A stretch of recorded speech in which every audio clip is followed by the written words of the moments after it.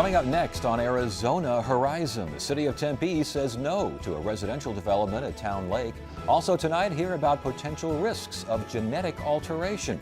And we'll see how a bookstore is repurposing an iconic Phoenix restaurant. Those stories next on Arizona Horizon. Arizona Horizon is made possible by contributions from the Friends of Eight, members of your Arizona PBS station. Thank you. Good evening and welcome to Arizona Horizon. I'm Ted Simons. Former Mesa Mayor Scott Smith's gubernatorial run got a boost today. Governor Jan Brewer endorsed Smith to be her successor. The announcement was made at a press conference at the Cubs Spring Training Park in Mesa. The governor said that Smith, quote, stood strong with her in tough battles she had with lawmakers over education funding and Medicaid expansion. Governor also said that Smith led Mesa through a time of crisis as she did with the state.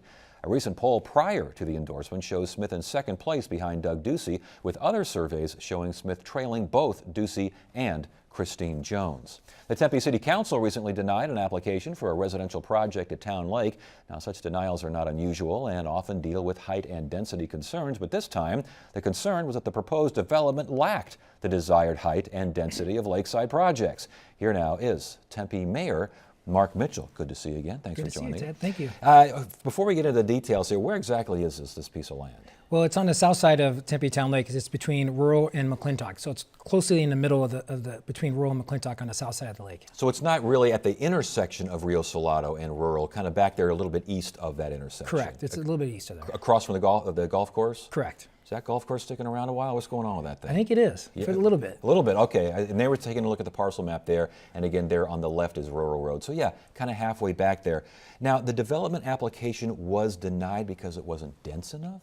Well, it didn't fit the vision what the council was looking for. I mean, it was a good quality developer. It was a good project, but it wasn't what we were looking for in that particular location. I mean, this is Tempe Town Lake, considering Hayden Ferry Lakeside and what we have at Marina Heights regarding State Farm and all the development there. We're looking more of a mixed-use type of development, a little more density than just residential apartments. Yeah, and let's talk about this particular development. How high, how dense was this project? Well, it was a three-story high building. It was, basically beta, it was stick construction, but we were looking for a little more mixed use with retail. There was a hotel component that's already been approved for a planned area development for zoning purposes, and they just came forward with a residential unit. So we were looking for a little more mixed use in that particular area. And again, I think we have a shot there of what looked like some of the artist renderings here. What would this, it sounds like, 350 some odd unit complex. You're looking for more than that, huh?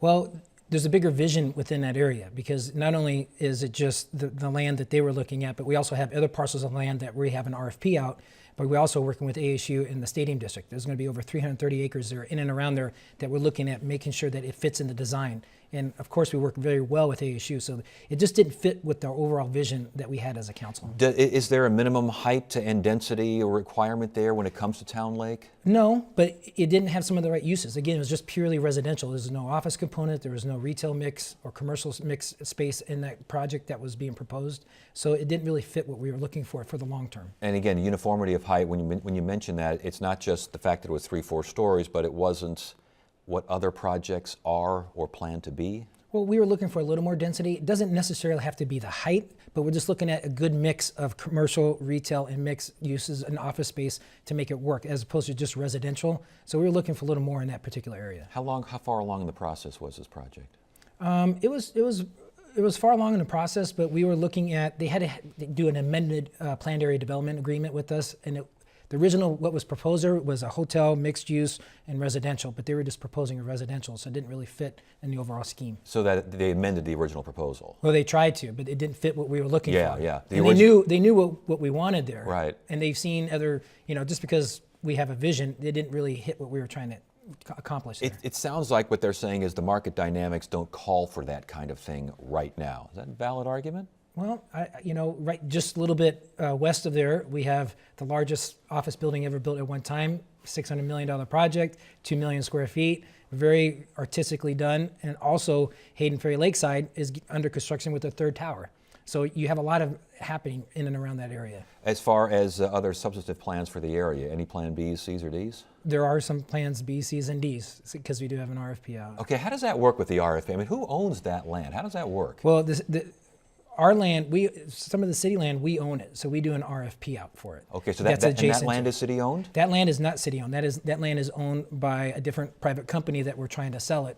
And we own the land just south of it and a little bit to the east and to the west. Okay. So we own the land that it basically encapsulates that piece of land. So that means you're the one with the RFP then? We have an RFP on the south side of that with the bigger vision, but we were trying to work with that particular developer so that we can plan it with our land. Okay. So and it didn't fit the overall vision for the council as we were moving forward. So therefore, we didn't approve their amended PAD. So whoever owns the land, are they coming back with the Plan B, C, and D? I believe they are. coming They back are, with okay. Did I see this right? Is there like a 17-story senior housing development ready to go or under consideration over there? Yes, there is. What? It's a senior housing development just to the west of there that is going to, it's going to be fit a great need. I mean, we're a very diverse community. We hit all aspects. We're not just a college town. We're a young professional town, but we also cater to all different age groups. And this is just a good fit for the area to have a good mixed use. Here again, mixed use. Sure. Different types of diversity within that area. So we think it's a very well suited place for it. When's the dirt going to move on that one? We're waiting to hear back from the developers. I mean, they're moving along. The plans have been submitted. It's been approved. We're just waiting to break ground, which I'm assuming it's going to break ground when ASU, they just picked a developer for their stadium district. And then we have our land out for an RFP that people are responding to as well. Okay, so when this stuff look, 2015, 2016? It could be. It's good.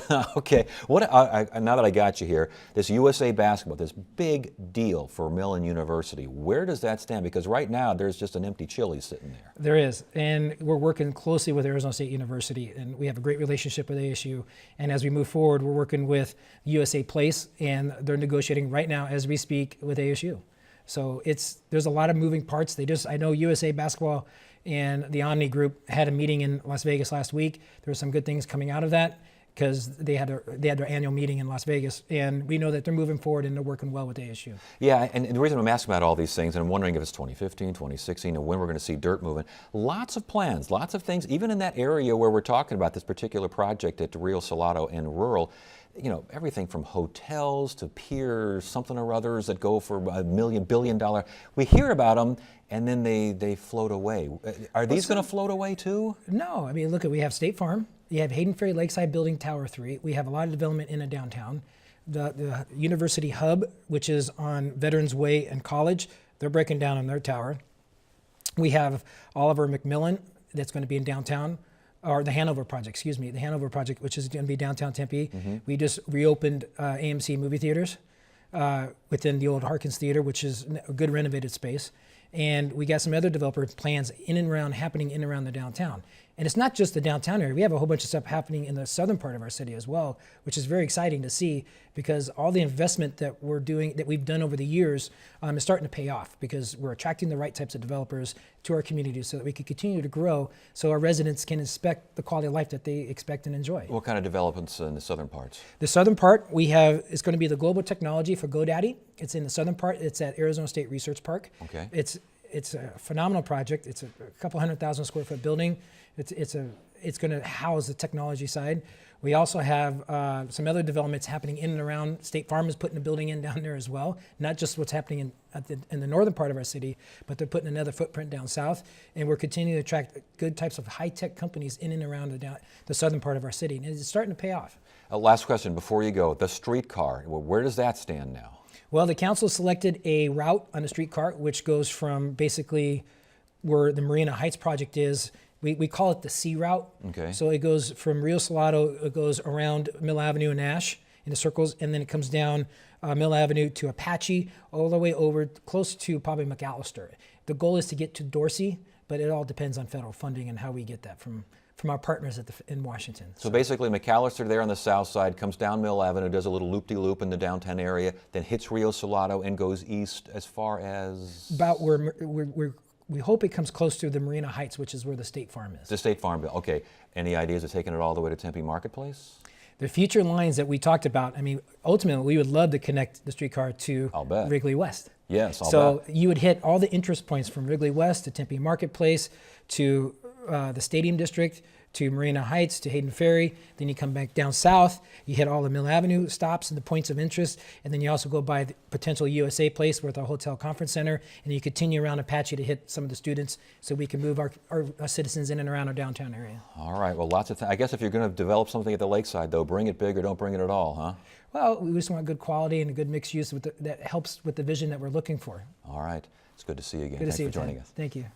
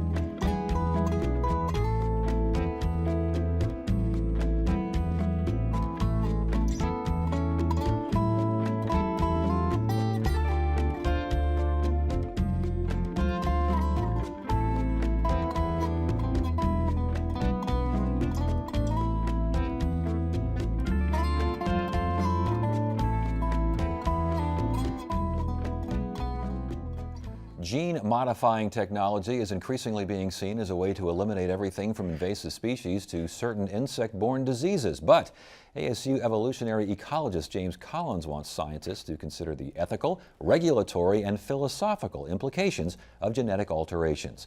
James Collins joins us now to discuss gene-modifying technology. Good to have you here. Thank you.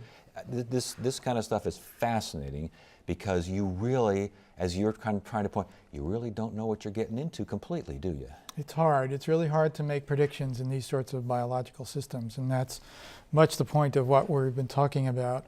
It falls into the category of what some of my colleagues call anticipatory governance. To break that down, it's the notion of anticipating what some of these changes might be and putting in place the sort of regulations that would be really helpful in helping us control these sorts of technologies as we start to put them out in the field potentially. Let's define some terms here. What is gene-modifying technology? What are gene drives? So it would be a case in which you combine mathematics, engineering, biology to alter the genome in very predictable ways and be able to do it quite quickly with changes that you can then have individuals perpetuate from time to time, and therefore push this change through a population much more efficiently than has been done in the past. Correct me if I'm wrong, I'm wading in deep here. RNA program to edit precise DNA sequences. That in the ballpark there? That's in the ballpark, that's right. Simply put, it means that the engineering part of this uses the RNA, the messenger molecule, to change the basic genetic machinery of an individual. And to put a simple example on the table, it would be a case where you would use one of these gene drives, for example, in a species that has two sexes, males and females, where the sex of a baby is determined by the male, whether it produces a male chromosome or a female chromosome, and the males would produce only male chromosomes, meaning that eventually you wind up with populations and even a species that's all males, and in a bisexual species, it goes extinct. It's adios. Okay, and if it goes extinct and it perhaps is responsible for insect-borne diseases, Right. most folks think that's a good thing. It's easy to see why there's an argument for driving to extinction some kinds of species, insects that carry malaria, that are vectors for malaria, dengue fever. One can easily see making a case for reducing that sort of burden on human populations. What are the concerns, though, with that case? The concerns are that we don't know enough about the role of insects in the basic biology, the basic ecology of these ecosystems to make a prediction about what the consequences are of losing a species, even like a mosquito, from these ecosystems. And that applies as well to if you're looking to get rid of an invasive kind of plant or something along those lines. You're going to get rid of it, but you don't know what else you're getting rid of, do you? That's right. That's right. So there's the upside of these kinds of technologies, not unlike any kind of technology. The upside would be the capacity to reach in and eliminate an invasive species. But the downside could be that you don't have sufficient control over the genome, and it could get out into a beneficial species. I was going to ask about the stability of this. I mean, it seems as though, you know, it sounds good, sounds like it lasts, but we don't even know if it lasts, do Right, we? right. And that's where there's a lot of basic research that's needed. So the problem is one that's really quite interesting in that you have basic research advances and applied research coming in right on top of it. And you can see the two things going together, but we don't know enough on the basic side to make the kind of predictions you want in order to use it in very responsible ways on the applied side. So, and again, when we were talking about, I think you just referred to this, moving from species to species, that's possible as well. That sounds really tough. It is possible because we know that in the natural world there are such things as lateral gene transfer, where genes will move between different species. And in fact has been a key part of the evolutionary process over time. How far along are we with gene modifying technology right now? Well, we've had some gene modifying technologies for quite a while. Genetically modified organisms we have. So the issue with these new techniques are to be able to do it very precisely, to do it very quickly, and to get changes that are very different from what the organisms are that we have right now. And with that in mind, what kind of safety measures do you think are needed out there? We need to be able to step back as these technologies are imagined and being brought forward, and have groups of individuals that are, we argue in our paper, by definition interdisciplinary. So you really want philosophers, you want ethicists, you want scientists, you want engineers, all sitting at the table, and you want ordinary citizens sitting at the table and discussing what the pros and cons are of doing these sorts of technological advances. So if we are talking about, let's just say the mosquitoes, since we kind of Yes. referenced this before, Sure. these people are all sitting at a table. What are they saying? They're saying what the advantages are from their perspective and what the disadvantages might be from the perspective of an individual who doesn't quite agree. And somehow you have to bring these voices all together in a way that you come to a decision that's responsible. Is that happening to a certain degree now? Or I know that you may not think it's happening enough, but is it happening to a certain degree? It is happening to a certain degree, and we have experience in other sorts of areas in bringing together these sorts of committees, these kinds of discussions, in order to make decisions about the best way to move forward. How is it being handled? I mean, obviously you can get roundtable groups and you can have That's right. forums and these sorts of things, but how are you getting these people together if they're getting together at all? Well, in our case, we used a pair of workshops, one that we organized at the Massachusetts Institute of Technology, the other at the University of California, Berkeley. And we had scientists, we had agency people, we had people from EPA, all sitting at the table, philosophers, all sitting at the table and having these discussions about how they think the best way forward might be. And are they specific on certain invasive species or whatever they are? Or are they kind of looking at the big picture and basically more of a big umbrella kind of a thing? It's a combination of both. So we powered the workshops, the individual workshops, by having individuals come in with very specific cases which they thought and they knew were at the really leading edge of this synthetic biology technology. This gene drive was one example of that. And then you begin to draw on that to see what kinds of generalizations might be able to come forward. Will this matter? I mean, if you're a scientist and you're working in a lab and you've got a eureka moment here, are you going to pull back from that eureka moment because some philosopher somewhere says, wait a minute, be careful? Well, we are charged to think in that way at all times. And yes, that's exactly the issue that's being put on the table. There's a degree to which you want to be responsible as you begin to think through what these advances could be. And furthermore, how you can use them both to advance basic science, but also to advance in the applied area. How does the business world get into all this? Because a lot of scientists are developing a lot of things Right. for profit, for industry. That's How right. does that play into all this? So among the cases that we had, several of them were from business, out of biotechnology, one of which was this fascinating case in which the genes for bioluminescence, the genes that cause organisms in the ocean, for example, to glow at night, have been introduced into a small plant, and now the plant glows. Oh my goodness. Glowing plants. Yes. And the question then is, what do you do with that sort of technology? And it's being made available. You can get seeds for glowing plants.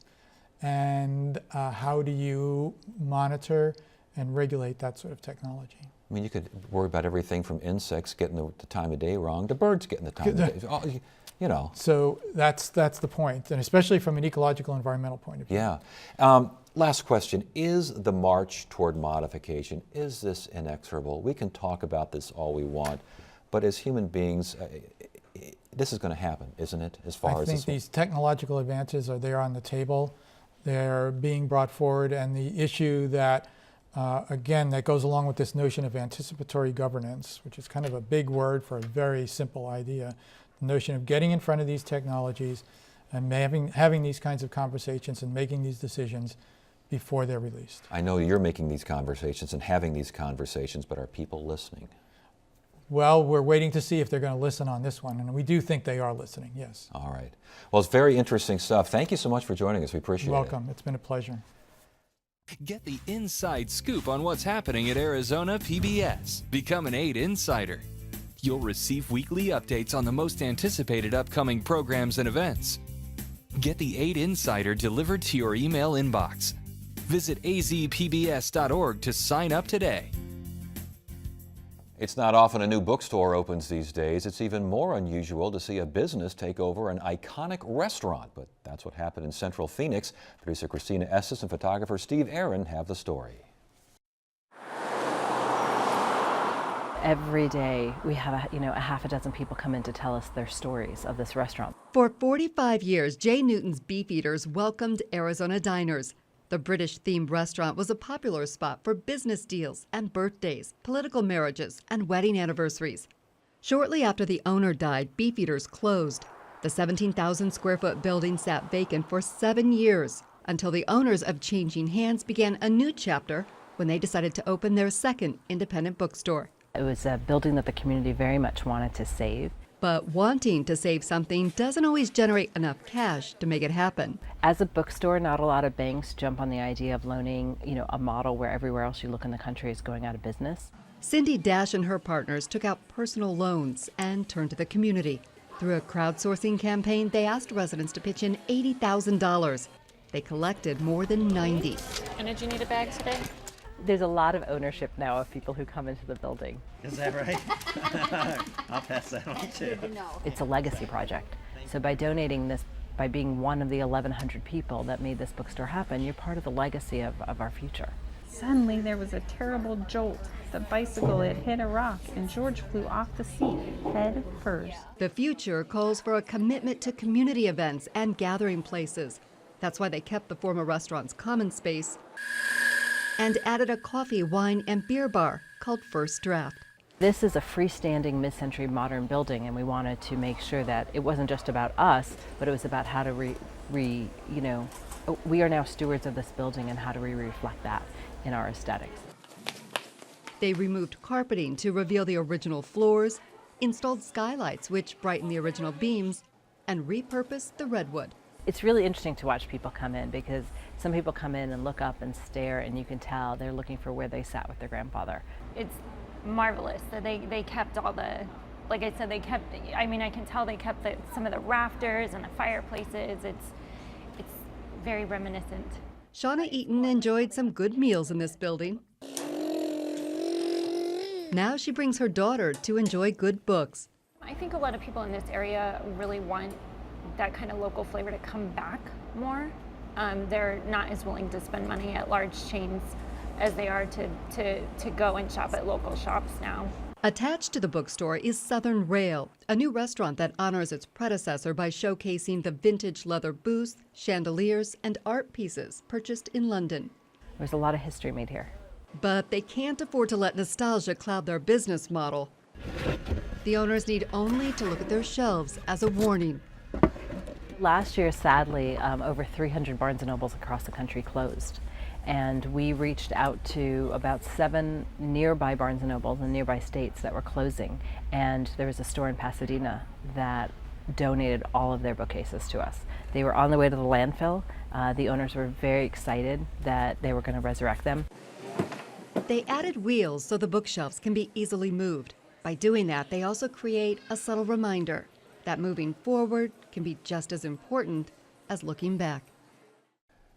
And while Changing Hands has only been open about 3 months in Phoenix, the Tempe store is celebrating its 40th year. Friday on Arizona Horizon, it's the Journalists Roundtable. The governor officially endorses a Republican candidate, and Sarah Palin has also decided to make an endorsement in Arizona's governor's race. That's Friday at 5:30 on the Journalists Roundtable. And a reminder, we've done a lot of political coverage on the show, a lot of debates. You can find it all on our website, azpbs.org/horizon. Get to the website, find out all of our political coverage, learn about what we've covered in the past, what we're covering now, what we plan to cover in the future. azpbs.org/horizon. That is it for now. I'm Ted Simons. Thank you so much for joining us. You have a great evening.